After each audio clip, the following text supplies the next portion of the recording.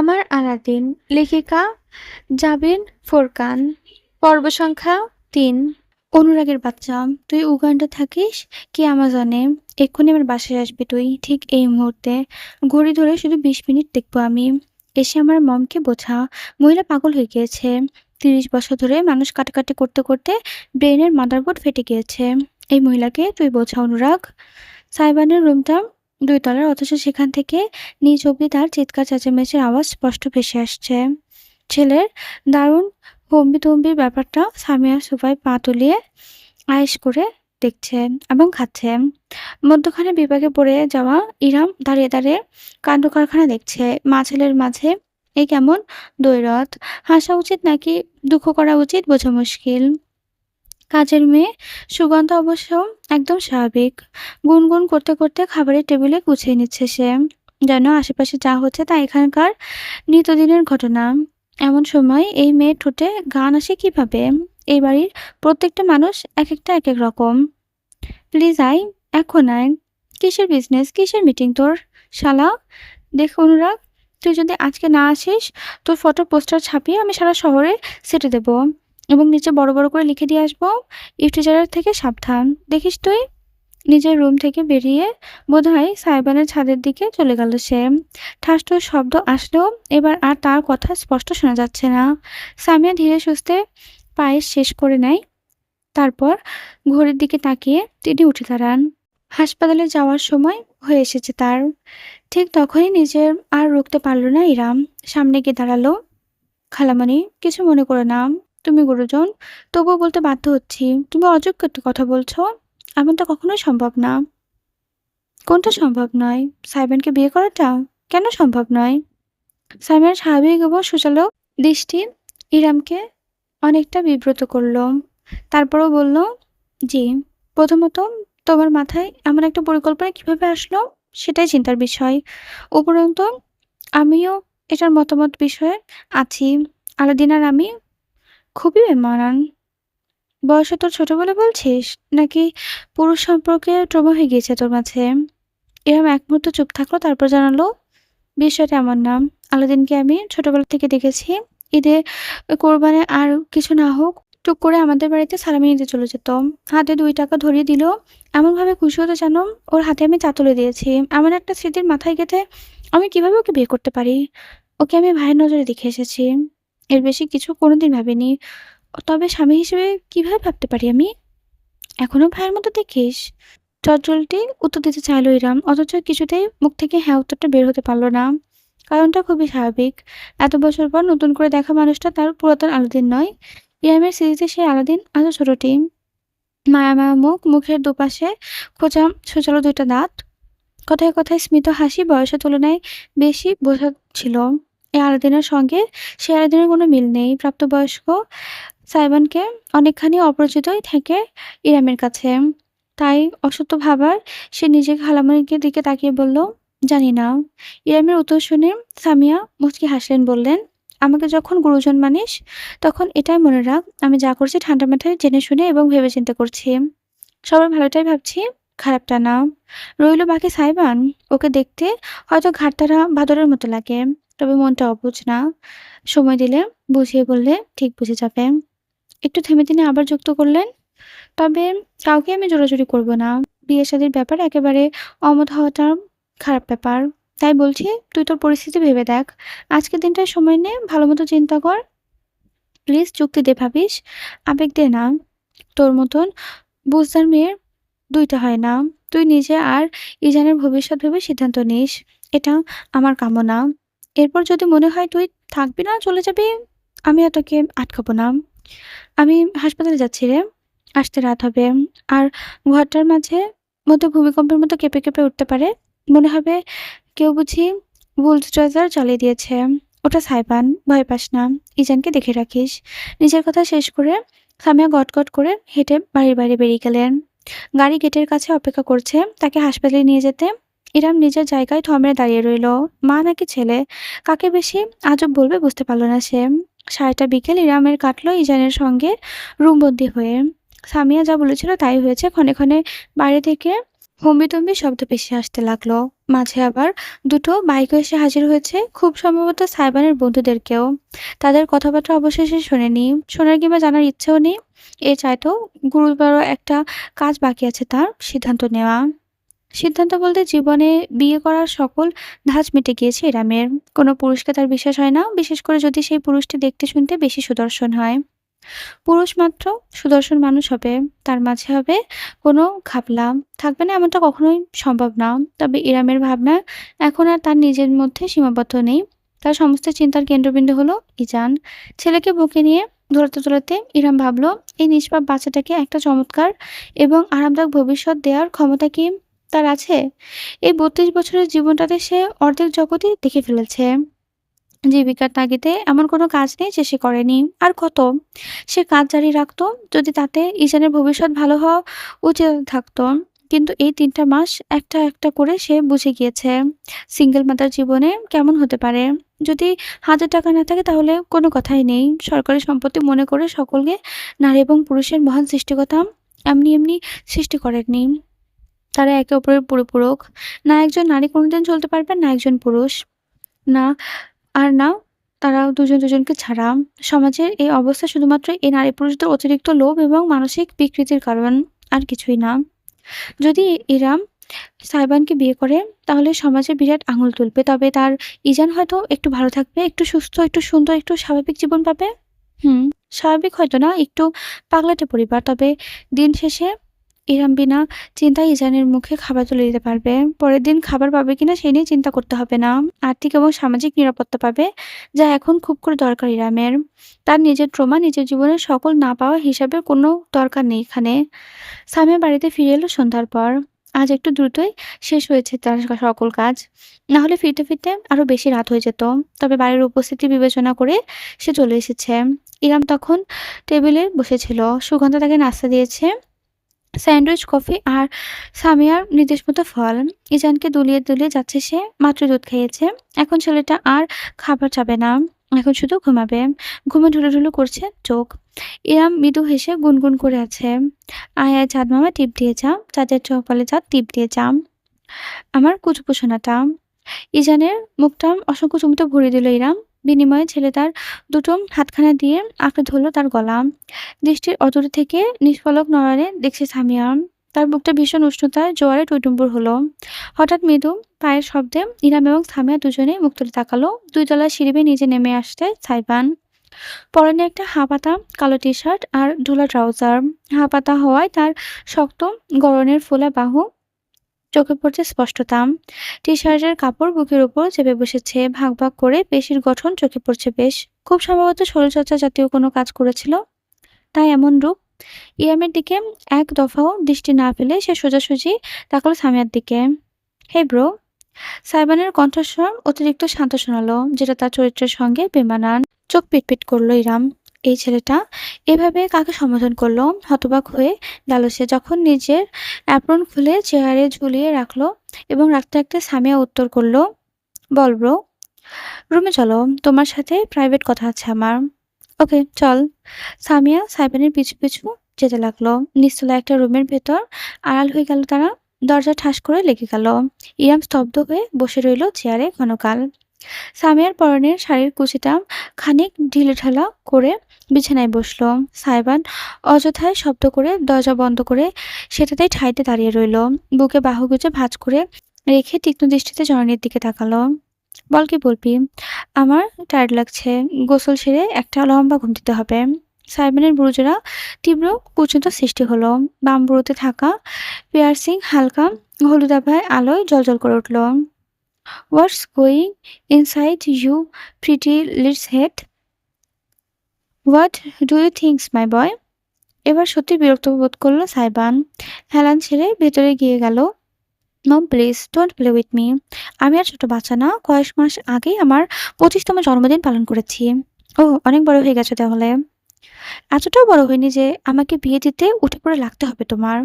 উঠে পড়ে লাগলাম কোথায়? আমি স্রেফ আমার পরিবারের বউ হিসেবে কাকে পছন্দ করতে চাই সেটা জানিয়েছি। এতে তুই এত হম্পদম্প করছিস কেন? কেন করছি তুমি জানো না?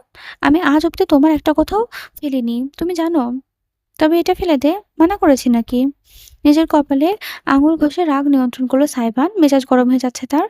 পান থেকে চুন খসলে সে গরম তাওয়ালের মতো ছ্যাদ করে ওঠে। সেখানে সে এতক্ষণ যাবৎ নিজেকে শান্ত রাখার চেষ্টা করেছে, এই বেশি। বাড়ির বউ, মাই ফুট। একটা ৩২ বছরের ডিভোর্সি মহিলার সঙ্গে একটা পরপুরুষের বাচ্চা।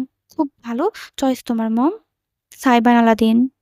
সামিয়ার শীতলতম কণ্ঠস্বর ভেসে আসতেই সাইবা না চাইতেও সামান্য কেঁপে উঠল। জননীর এই কণ্ঠ তার বহু অচেনা। কালেভদ্রে কখনো শোনা যায়। তার সম্পূর্ণ নাম নিয়ে ডাকার অর্থ সামিয়া আর মজার মুহূর্তে নেই। তিনি বাস্তবতায় আছেন। মানুষকে মানুষ হিসেবে সম্মান দিতে না জানলে তাকে নিয়ে কথা বলা বাদ দাও। বড় শুধু গায়ে গতরেই হয়েছ, চরিত্রে না। কথাটা ভীষণ গায়ে লাগলো সাইবানের। হাতের মুঠো শক্ত করে ফেলল সে। একটা পর মেয়ে, যার এর আগে কোনো অতিশব্দ ছিল না, হঠাৎ করে উড়ে এসে জুড়ে এখানে। আজকে সে কিনা তার মায়ের এইভাবে কথা শুনতে হচ্ছে তার জন্য। সামিয়া নিজের বিছানা ছেড়ে উঠে দাঁড়ালো। ছেলের মুখোমুখি হয়ে দাঁড়িয়ে বলল, আমি কেন ইরামকে এই বাড়ির বউ বানাতে চাচ্ছি জানতে চাস তো? বেশ, তবে শোন। বাপ মা মরে যাওয়ার পর থেকে ইরাম একা হাতেই ২ ভাইকে মানুষ করেছে। নিজের পাগল মা, ২টা ভাইয়ের পড়াশোনা, তাদের খরচ, পরিবারের খরচ সব কটা হাতে টেনে নিয়েছে একটা মেয়ে। পরিবারের বড় মেয়ে কিনা কত কষ্ট করে নিজের পরিবারকে টেনে টুনে মানুষ করেছে সেটা তো আমার নিজের চোখে দেখা। সামান্য সাহায্যটুকু কোনোদিন নেয়নি। শুধু ঈদের সময় উৎসব নামে কিছু কাপড়-চোপড় দিতে পারতাম ভাগ্নে-ভাগ্নীদের। এরপর তো সেটাও বন্ধ হয়ে গেল। আমারও খোঁজ না ছেড়ে দিয়েছে। তুই দেখেছিস কি অবস্থার মধ্য দিয়ে গিয়েছে মেয়েটা? বিয়ে হলো, বাচ্চা হলো, স্বামীর ঘর অব্দি শান্তিতে পেল না মেয়েটা।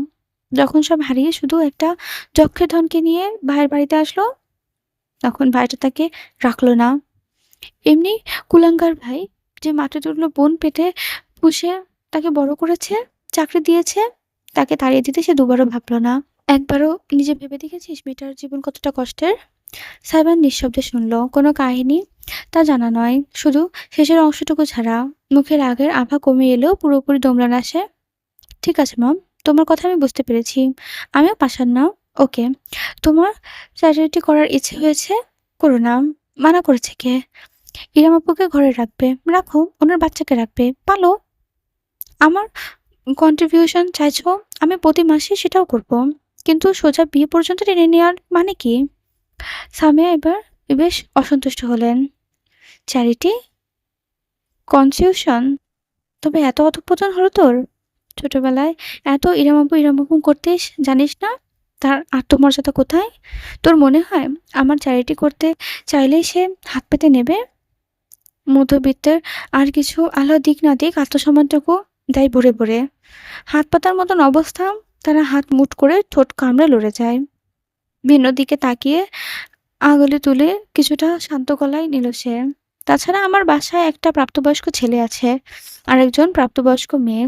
উপরন্তু ডিভোর্সি খালাতো বোনকে দিনের পর দিন বাড়িতে জায়গা দিলে সমাজে সমস্যা হয়ে যাবে। খাওয়া পড়া তারা দিক বা না দিক, সালিশটা ঠিকই আসবে। ৩২ বছরের মেয়ে, ২৫ বছরের ছেলে। বিয়ে দিলে সমাজ সালিশে বসাবে না? অবশ্যই বসাবে। আরো বড় সালিশ বসাবে। কিন্তু তখন অন্তত আমি গলা চড়িয়ে বলতে পারবো, ঘরের বউ। সম্মান বাঁচাতে পারবো, লড়তে পারবো। শুধুমাত্র ভাগ্নের জন্য এত কিছু করার সুযোগ নেই, বুঝেছিস? বুঝলাম। হঠাৎ করে উল্টো করে দরজার মাঝ বরাবর ধরাম করে একটা শক্তিশালী ঘুষি বসিয়ে দিল সাইবান। প্রবলভাবে কেঁপে উঠল চারপাশ ভয়ানক একটি শব্দে। এটা বুঝলাম যে বাড়ির একমাত্র ছেলে সবসময় আদরে দুলার হয় না, মাঝে মাঝে বলির পাঠাও হয়। ভাঙচুরের শব্দ আরম্ভ হলো তৎক্ষণাৎ। সাইবানের হাতে ঢাকায় শোপিস, দেয়ালের ফটো ফ্রেম সব আছড়ে পড়তে লাগলো মেঝেতে। আমি পারবো না ওনাকে বিয়ে করতে। গলা নিচে। একদম চিৎকার চেঁচামেচি করবি না। পরিস্থিতির জটিলতা বোঝার চেষ্টা কর। ছেলেকে সামলাতে চাইলেন সামিয়া, কিন্তু পারল না। তার ছেলে সাক্ষাৎ ঝড়। ঝড়কে কাবু করা মুশকিল। আমি কোনোদিন ইরাম আপুকে বিয়ে করতে পারবো না, কোনোদিন না। আমার একটা কথা একবার, না না না এবং না। No, never. Never ever in my life I will marry a senior woman. না পারতে সামিয়া এবার পাল্টা চেঁচিয়ে উঠলেন।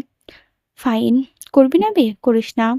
রাখিস না আমার কথা। আমার কিচ্ছু যায় আসে না। আমি নিজেরটা আর ইরামেরটা বুঝে নেব। ঠিক আছে? শুধু এরপর আর কোনোদিন আমার মুখ থেকে তোর কাছে কোনো চাও উচ্চারিত হবে না। এটুকু জেনে রাখিস। সাইবা হঠাৎ করে থেমে গেল, চট করে পেছনে ফিরে তাকালো। বহু বছর বাদে সেদিন রাতে প্রথমবারের মতন ছেলের তেজি দৃষ্টির মাঝে অসহায়তা দেখলো সামিয়া। সারা রাত ঘুম হয়নি ইরামের। ছটফট করেছে সে। দরজার বাইরে থেকে সে চিৎকার চেঁচামেচি শুনেছে। এরপর যেভাবে সাইবানকে ঝড়ের বেগে বাড়ি থেকে বেরিয়ে যেতে দেখেছে তাতে শান্তি মেলা ভার। তার জন্য মা ছেলের মাঝে একটা অঘোষিত যুদ্ধ শুরু হয়ে গিয়েছে। বিষয়টা খুব খারাপ লেগেছে তার। আজকে চলে যাবে সে, তাতে যা হওয়ার দেখা যাবে। ইজান বরাবরের মতোই ঘুমাচ্ছে। ভোরের দিকে খাইয়ে থেকে শুয়েছে ইরাম। ছেলে ঘুম থাকতেই সে নিজেকে লাগেজে টেনে ছোট্ট একটা ব্যাগ বের করলো। উপর করে ঠেলে দিল সমস্তটা। দুটো পুরাতন 20 টাকার নোট, সঙ্গে একটা রূপার আংটি পাওয়া গেল। এই আংটিটা তার অতি শখের। বাবা গড়িয়ে দেয়া স্মৃতি, শেষ সম্বল। মৃত্যুর আর অবধি বস্তুটা হাতের কাছে রাখতে চাইছিল সে। কিন্তু ঈশানের ঘুমন্ত ছোট্ট মুখটা নজরে আসতে সিদ্ধান্ত নিতে দেরি হলো না তার। পুরাতন বাটন ফোনটা তুলে কল করলো। ওপাশ থেকে রিসিভ হলেই বলল, হ্যাঁ আমি। আমাকে শুধু 2 দিন থাকতে দেবে? কথা দিচ্ছি কোনো সমস্যা করবে না। শুধু ঈশানকে ডাক্তার দেখাবো আর নতুন মেস দেখে উঠবো। জরুরি দরকার। প্লিজ যদি একটু ব্যবস্থা করা যায়। হ্যাঁ। ও থ্যাংকস, সত্যি অনেক কৃতজ্ঞতা থাকলাম। হ্যাঁ, আচ্ছা আমি দুপুরের আগেই চলে আসবো। ওকে রাখছি। ফোনটা কেটে একটু স্বস্তির নিঃশ্বাস ফেলল ইরা। আগামী 2 দিনের কাপড় গোছালো সে। এবার শুধু খালামণি বলে কোনো ভালো শিশুর বিশেষজ্ঞ সন্ধান দিয়ে ফিরে যাবে সে। ইজানকে পাতলা কম্বলে টেনে নিল সে। কপালে একটা চুমু খেলো। রুম থেকে বেরিয়ে এলো ইরা। সামিয়ার রুমটা নিচতলায়, কিন্তু একদম অপর পাশে। ডাইনিং রুম ঘুরে যেতে হয়। ডাইনিং রুমের ভেতরে পা রাখতেই ইরাম থমকালো। কারণ টেবিলে বসে আছে সাইবান স্বয়ং। ফিরল কখন? রাগ শেষ? মুখ দেখে তো মনে হচ্ছে না। টেবিলে বড়সড় একটা আর্ট পেপার ছড়িয়ে মার্কার দিয়ে খসখস করে কিছু লিখছে ছেলেটা। অত্যন্ত মনোযোগী দৃষ্টি। হাত ছাড়া ট্যাঙ্ক টপ আর জিন্স পরেছে। শর্ট ছিল, যেটা ছুঁড়ে ফেলে রেখেছে সোফার উপর। ইরাম না পারতেই খানিকটা কৌতূহলী হয়ে কাছে সরে গিয়ে উকি দিল। একটা পোস্টার বানিয়েছে সাইবা, তাতে গোটা গোটা করে লেখা, প্রফেশনাল হাজব্যান্ড, প্রফেশনাল হাজব্যান্ড। আপনি কি অসহায়? একাকিত্বের ভার বইতে পারছেন না? চান একজন নির্ভরযোগ্য বড়লোক সঙ্গী, যে শুধু আপনার কেন, আপনার বাচ্চা কাচ্চা, দাদি নানি 14 গোষ্ঠী পেলে পুষে দেবে? তবে হ্যাঁ রমণী, এই বিজ্ঞপ্তি আপনার জন্য। আপনার বয়স যত বড়ই হোক না কেন, তার চেয়েও বড় হতে হবে আপনার মন, যেন সেখানে আমার জায়গায় হলেও কুমতলবে জায়গা না হয়। আপনাদের সেবায় আছি আমি, professional husband Saiban Aladdin. Booking করতে আজই যোগাযোগ করুন এই নাম্বারে, professional husband 01 hashtag hashtag hashtag. এই প্রথমবারের মতো সাদা শান্ত ইরামও আটকে না উঠে পারল না। এই ছেলের মাথা আসলে নষ্ট, পুরোপুরি নষ্ট। সাইবান মার্কারে ক্ল্যাপ ঠোঁটে গুজে রেখে তার দিকে তাকালো। পরক্ষণে বাঁকা হেসে লাফিয়ে টেবিল থেকে নেমে পড়ল। হেলে দুলে পোস্টার নিয়ে বাড়ির বাইরে চলে গেল। ইরাম না পারতে ছুটে গেল তার পিছু পিছু। বাড়ির বাইরে গেটের কাছে দেয়ালে আঠা দিয়ে সুন্দর করে পোস্টার লাগাচ্ছে সাইবান। দারোয়ান একপাশে দাঁড়িয়ে হাঁ করে ঘরের ছেলের কাহিনী দেখছে। ইরাম হাঁপাতে হাঁপাতে পৌঁছালো। আলাদিন, তোমার মাথা খারাপ হয়ে গিয়েছে? না তো, আমার মাথা একদম চকাচক আছে। নতুন বিজনেস আইডিয়া পেয়েছি। যদি আমাকে ব্যবহৃত হতেই হয় তবে ভালো মতোই হই। কি বলেন আপু? এ আমার সইতে পারল না। এগিয়ে গিয়ে খপ করে সাইবানের একটা হাত আঁকড়েও ধরল। এরপর হাতে সদ্য বসানো পোস্টারটা দেয়াল থেকে ছিঁড়ে উঠিয়ে ছুঁড়ে ফেলল রাস্তায়। ক্রুদ্ধ দৃষ্টিতে দেখল সাইবানকে, যে এই মুহূর্তে বেশ খানিকটা বিস্ময় নিয়ে তার হাত ধরা নিজের হাতটার দিকে চেয়ে রইল। একটা 32 বছরের ডিভোর্সি মহিলার সঙ্গে একটা পরপুরুষ বাচ্চা নিয়ে খুব সমস্যা পড়ে গিয়েছো, তাই না? Sorry, I am sorry. চলে যাচ্ছি, শান্তিতে থাকো তুমি। তবুও just stop this nonsense, will you? ইরামের দৃঢ় কণ্ঠস্বরে সাইবানের চেহারা অদ্ভুত তারে একটা অভিব্যক্তি ফুটে উঠল। পাল্টা বাঁকা হেসে তীব্র গলায় সে বলল, কোথায় চলে যাবেন? লম্পট স্বামীর কাছে? Well, not happening anymore. হঠাৎ করে আমার অন্যের হক মেরে দেওয়ার ভীষণ একরকমের ক্রেভিং জেগেছিল। যা সে হকটা হোক, আপনার এক্স হাজবেন্ডের হাসপাতাল থেকে মাত্রই কল এসেছে, জরুরি এক পেশেন্টকে দেখতে হবে। তাই বিশ্রাম অসম্পূর্ণ রেখে সামিয়া হন্তদন্ত হয়ে নিজের রুম থেকে তৈরি হয়ে নিল। ড্রাইভারকে কল দিয়ে গাড়ি রেডি করতে বলেছে। চোখের চশমাটা লাগিয়ে সদর দরজার সামনে যেতে অদ্ভুত দৃশ্যটা চোখে পড়ল তার। সাইবান এবং ইরাম দুজন পাশাপাশি হেঁটে বাড়ির ভেতরে ঢুকছে। সাইবানের মুখটা দেখে অপরাধবোধ হলো সামিয়ার। গতকাল রাতে ওইভাবে ছেলের উপর চিৎকার করাটা উচিত হয়নি তার। সাইবান তার ইচ্ছায় বিয়ে করতে না চাইতেই পারে, তাই বলে সামিয়ার এভাবে মেজাজ খারাপভাবে হারিয়ে ফেলা উচিত হয়নি। তাই এত ব্যস্ততার মাঝেও ছেলের মুখোমুখি দাঁড়ালো। মম সরি। সাইবান থমকালো, ভ্রু তুলে জনের দিকে তাকিয়ে রইল। ইরাম তাদের পাশ কাটিয়ে খানিকটা দূরে সরে দাঁড়ালো। সামিয়া একটা নিঃশ্বাস ফেলে দ্রুত বলল, আমি জবরদস্তি করে ঠিক করি না। গত রাতে আমার কি হয়েছিল আমি জানি না। মনে হচ্ছে আমি সঠিকভাবে ভাবিনি। আবার এখন এটাও মনে হচ্ছে আমি নিজের ছেলের সঙ্গে জোরাজুরি করে ফেলেছি। তাই মম সরি। আমি সবার ভালোটাই ভাবছি, তবে তোদের কারো মনের কথা ভাবিনি। শুধু চেয়েছি ইজার নামে নিষ্পাপ বাচ্চাটা একটা সুন্দর ভবিষ্যৎ পাক। মমের উপর অভিমান করিস না। তোকে কষ্ট দেখলে আমারও কষ্ট হয়। একটা নিঃশ্বাস ফেললো সাইবান। দুহাত তুলে জয়ানের কাজ রাখলো। সরিটা আমারও 2 মিনিট 17 সেকেন্ড আগে বলে ভালো হতো ব্রো। কেন ব্রো? বাঁকা আসলো সাইবান। এক নজর তির্যক দৃষ্টি নিক্ষেপ করলো ইরামের দিকে। কোর্ট ম্যারেজ করবে নাকি ধুমধাম অনুষ্ঠান করবে? কয়েক মুহূর্ত ইরাম এমনকি সাইবান অবধি প্রতিক্রিয়ায় পড়ে গেল। দুজন ফ্যাল করে অবিশ্বাসে মাখা দৃষ্টি তাকিয়ে রইল সাইবানের দিকে। বান্দা নিশ্চুপ বিনোদিত, যেন এইমাত্র সে কোনো বিস্ফোরণ ঘটায়নি। সামিয়া আর নিজে নিয়ন্ত্রণ করতে পারল না। দুইটা লাফ দিয়ে বসলেন বয়স্ক শরীরে। বিরাট হাসিতে উজ্জ্বল হয়ে উঠল তার চেহারা। উত্তেজনা সামাল দিতে না পেরে কাঁপতে কাঁপতে ছেলেকে বলল, হাসপাতালে পেশেন্ট অপেক্ষা করছে, আমি এক্ষুনি যাচ্ছি। ট্রিটমেন্ট শেষে সবাইকে মিষ্টি খাইয়ে বাসায় ফিরিয়ে প্ল্যানিং সব করব। Love you bro.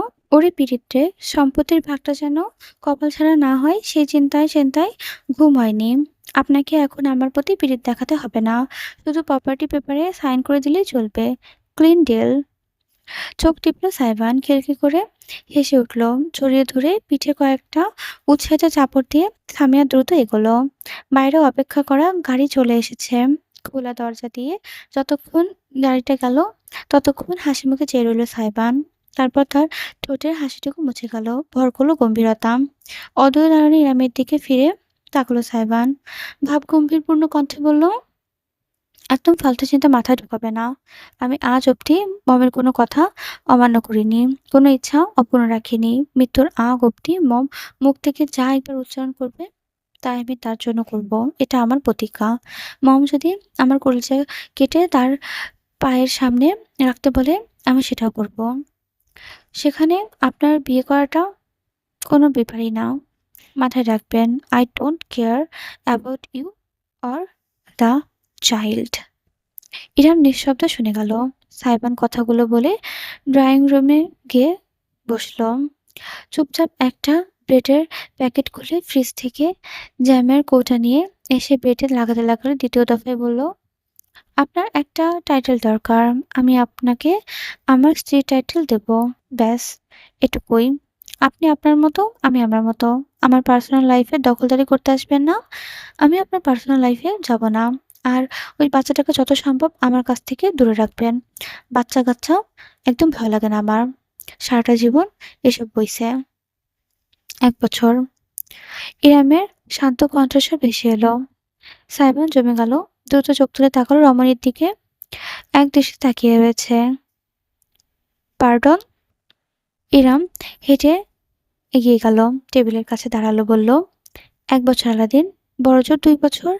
এটুকু সময়ে তোমাকে, আমাকে আর আমার বাচ্চাকে সহ্য করতে হবে। মানে? আমার তোমার স্ত্রীর টাইটেলের প্রয়োজন নেই। আমার একটা শক্ত ভিত্তি দরকার, আর্থিক এবং সামাজিক, যেটা ঠিক এই মুহূর্তে গড়ে তুলতে আমি অপারগ। পারব না যে তা নয়, তবে সময় লাগবে। সেই সময়টা আমার ছেলে কষ্টে জর্জরিত হয়ে যাবে। আমি মা হয়ে সইতে পারব না। খালামণি চাই আমরা বিয়ে করি। তুমি চাও তোমার মায়ের ইচ্ছা পূরণ করতে। আর আমি চাই আমার ছেলের জীবনটা সহজ করতে। ব্যাস ১-২ বছর দরকার শুধু আমার। কথা দিচ্ছি, যেদিন নিজের পায়ে দাঁড়াতে পারবো, যেদিন নিজের একটা শক্ত ভিত্তি করতে পারবো, যেদিন অসহায়ের মতো হাত না পেতে নিজের সামর্থ্যে নিজের ছেলেকে মানুষ করতে পারবো, সক্ষম হব, সক্ষমতা অর্জন করতে পারবো, সেদিন তোমার জীবন থেকে আমি আর ইজান দুজনে চলে যাবো আলাদিন। যদি তুমি না চাও, আমরা থাকবো না। তুমি তোমার মতো করে বাঁচতে পারবে মুক্তভাবে। একটা মানবিকতার সম্পর্কের বাঁধন থেকে মুক্তি পাবে। তুমি ছেলেমানুষ। তাছাড়া তোমার যে পরিচিতি এবং চেহারা, তাতে তোমার জন্য ভবিষ্যতের মেয়ের অভাব পড়বে না। ডিভোর্স হলো মেয়েদের জন্য শেষ, কিন্তু ছেলেদের জন্য নতুন শুরু। আপনি নিজের ক্যারিয়ার করতে পারলে আমাকে ডিভোর্স দিয়ে দেবেন ইরাম আপু? হ্যাঁ, না তুমি আমাকে চাও, আর না আমি তোমাকে। কিন্তু আমার তোমাকে ব্যবহার করতে হবে। কিছুদিনের জন্য হলেও তোমার অনুগ্রহ নিতে হবে। সেজন্য আমি দুঃখিত। আমি পারি না তোমার উপর বোঝা হয়ে বসতে। আমি চাইও না তুমি এমন একটা সম্পর্কের বোঝা আজীবন টেনে যাও, যেটা তুমি কোনোদিন মন থেকে মেনে নিতে পারবে না। তাই ভালো এটাই, আমাদের দুজনের উদ্দেশ্য পূরণ হয়ে গেলে ভিন্ন পথে চলে যাওয়া। যদি আমরা এই বিয়েটাতে টিকিয়ে রাখতে না পারি, তাহলে ডিভোর্স ইস্যুই। এটা আমাদের সিক্রেট কন্ট্রাক্ট। খালামণিকে জানার কোনো প্রয়োজন নেই। পাক্কা ১ মিনিট সাইবান হাঁ করে ইরামের দিকে চেয়ে রইল। চেহারা এমন একটা ভাব দেখা গেল যেন এই অট্টহাসিতে ফেটে উঠবে, অথচ সাইবান হাসল না। সোজা হয়ে তার একটা নিঃশ্বাস ফেলে বলল, বেশ, not bad deal at all. জীবনের কিছু বছর একটা চ্যালেঞ্জ নিয়ে কাটানো। I am all in. সহজাত হাসিটা ফিরে এলো সাইবানের ঠোঁটে। ইরাম এগিয়ে গিয়ে নিজের ডান হাতটা বাড়িয়ে দিল করমর্দনের উদ্দেশ্যে। ডিল? সাইমন জিভ দিয়ে ঠোঁট চেটে তির্যক হেসে খপ করে ধরে বসলো হাতটা, ঝাঁকিয়ে দিয়ে বলল, পারফেক্ট ডিল। তবে সঙ্গে সঙ্গে ইরামের হাতটা ছাড়লো না সাইবান। ইরাম এক মুহূর্তে কি যেন ভাবলো, তারপর বলে উঠল, তবে একটা কথা, আমাদের ডিভোর্স পরের ব্যাপার। এই বিয়ে সময়সীমা চলাকালীন আমরা কিছু শর্ত আছে, সেসব তোমাকে মেনে চলতে হবে। ও, আমি এখন সত্যি বুঝতে পারছি না, আপনি আমার অনুগ্রহ দিচ্ছেন নাকি আমি আপনার? সব ফর্মালিস ইচ্ছা আপনি জাহির করে যাচ্ছেন তখন থেকে। আমারটা কি হবে? তোমারটাও শুনবো আমি। আগে আমারগুলো শোনাও। ইরামের হাতটা এতক্ষণে তারপর ছাড়লো সাইবান। বুকে দুবাহু বেঁধে এবার বিনোদন এবং মনোযোগ নিয়ে তাকালো। ইরাম একটা দীর্ঘশ্বাস ফেলে বলল, প্রেম করো? প্রেমিকা আছে? সাইবান কেসে উঠল। গলার মাঝে কাটা আটকে গেলেও তার এমন ভঙ্গিতে কয়েকবার গলা খাঁকড়ি দিয়ে বলল, ডব্লিউটিএফ। ফ্যালফ্যাল করে তাকিয়ে রইল ইরাম। ডব্লিউটিএফ কে? মাথা ঝাঁকালো সাইবান। কিছু না, আপনার মতন মিলেনিয়ার এসব বুঝবে না। আচ্ছা, তাহলে বলো, প্রেম করো? করেছো কখনো? রীতিমতো হাতের আঙুলের কর গুনতে আরম্ভ করলো সাইবান। ক্লাস 6 একটা, ক্লাস 8 ব্রেকআপ, ক্লাস 8 শেষের দিকে আরেকটা, ক্লাস 9 একটা, ক্লাস 10 এসএসসির জ্বালায় পারিনি, কলেজ লাইফে 6 মাস পর পর করে 4টা, এরপর হয়েছে। আর বলতে হবে না, থামো।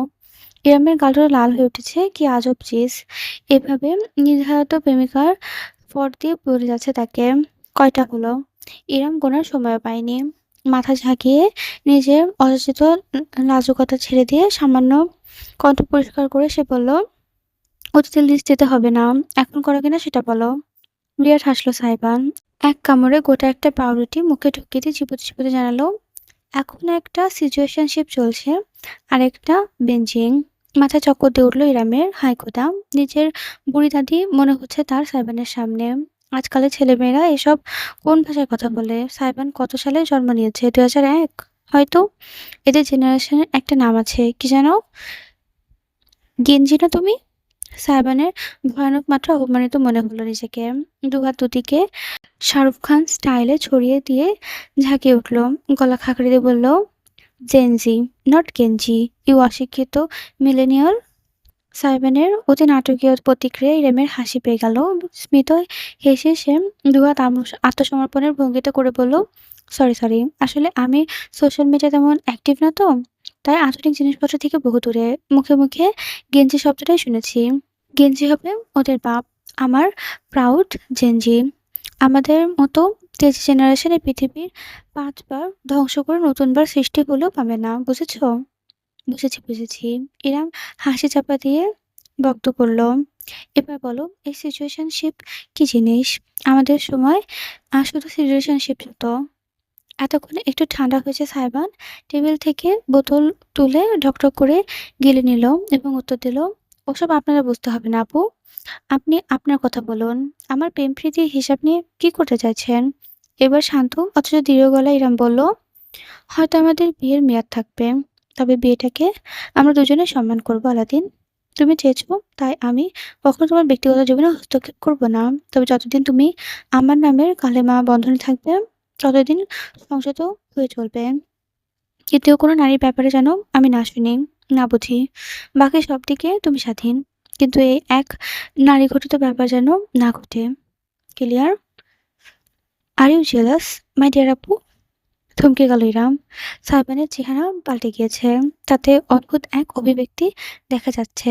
অত্যন্ত ধীরে সময় নিয়ে শিকারীর ভঙ্গিতে হেঁটে হেঁটে টেবিলে ঘুরে ইরামের সামনে এসে দাঁড়ালো সে। ইরাম এদিকে ঢোক গিলে নিল। আপাতত কাছ থেকে সাইবানের শরীরের গঠনটা বেশ স্পষ্ট বোঝা যাচ্ছে। ছেলেটা জিম করে, শরীরের মাংসপেশি বেশ ফোলা এবং শক্তিশালী। টপের টাইট কাপড়ে উপরে খচখচে পেশি থুতনিতে প্রকাশ পেচ্ছে। ইরাম হয়তো বয়সে বড়, তবে সাইবানের ভারী প্রোফাইলে কাঠুর মাথার সামনে সে একটা পাটকাঠির বাদাইয়ের কিছুই না। তার গলা সামান্য কেঁপে উঠল যখন সে প্রতিবাদ করতে চাইল। জেলাস হবো কিসের জন্য? তোমার মাথা খারাপ? আমি তো শুধু শেষ করার সুযোগ পেল না ইরাম। সাইবান হঠাৎ করে ঝুঁকে এলো, টেবিলের দুই পাশে নিজের হাত দুটি রেখে ইরামের মাঝখানে আবদ্ধ করে ফেলল। ইরামের ফিনফিনে পাতলা শরীরের উপর নুইয়ে আসতে রমণী সরতে চাইল। টেবিলের উপর রীতিমতো আছড়া হয়ে পড়ল সে। সাইবানের চোখে চোখে তাকাতে পারছে না সে। একটা ধমক দেবে নাকি ছেলেটাকে? সাইবান ঠোঁট জুড়ে তীর্যক হাসল। একটা হাতের আঙুলে তুলে সে বিব্রত হয়ে যাওয়া ইরামের শুকনো মুখে পাশ থেকে একগুচ্ছ চুল সরিয়ে কানের পেছনে গুজে দিল। আপনি যদি পজিটিভ হন, আমি ওভার পজিটিভ ইরাম আপু। আমি over protective, over jealous, over thinker, over toxic, over everything. আমি আমার সিচুয়েশনশিপের কাছ থেকে অন্য ছেলেদের ৩০০ হাত দূরে রাখি। তাহলে আমি আপনার সঙ্গে কি করতে পারি বলুন তো? নিঃশ্বাস আটকে ফেলল ইরাম। এতটা কাছ থেকে সাইবানের চোখে চোখ পড়তে সে আটকে গেল। ছেলেটার কথা মন্ত্রের মতো সম্মিলিত হয়ে যেতে হয় তাতে। ভ্রু উপরে স্পেয়ারিংটা চলচল করে উঠল তার। জিভ গালে ঠেকিয়ে ভীষণ রকমের অদ্ভুত এক ভঙ্গি করল সে। ইরামের চোখে চোখ রেখে ঘোষণা করল, I am not a red flag, I am a damn black flag. লাল পতাকা, কালো পতাকা এসবের অর্থ ইরামের জানা নেই। ছেলেটা আবার গেঞ্জি ও জেনজি মার্কা কথা বলছে। তবে ইরাম চাইলেও কিছু বলতে পারল না। ঠোঁট নড়ল ঠিকই, কিন্তু শব্দ বেরোল না। সাইবান তার এতটা কাছে ঝুঁকে এলো যে তাদের দুজনের মাঝে ২ ইঞ্চির কয়েক ব্যবধান রইল কেবল। অজান্তেই ইরাম টেবিল ম্যাটের আঁকড়ে ধরল দুহাতে। আমার জন্য পরনারী নিষিদ্ধ হলে আপনার জন্য পরপুরুষ নিষিদ্ধ। ঝুঁকিপূর্ণ, বিপজ্জনক, হানিকারক, হারাম। একটু থেমে একটি হাতে অত্যন্ত আলতোভাবে ইরামের গাল ছুঁয়ে দিয়ে সাইবান দৃঢ় কণ্ঠে বলল, যতদিন আলাদিনের জীবনে থাকবেন ততদিন আলাদিনের হয়েই থাকবেন। মনের ভিতর কোনো জঙ্গলের অবশিষ্ট থাকলে জঙ্গলটা উজাড় করার দায়িত্বটাও এই আলাদিনের।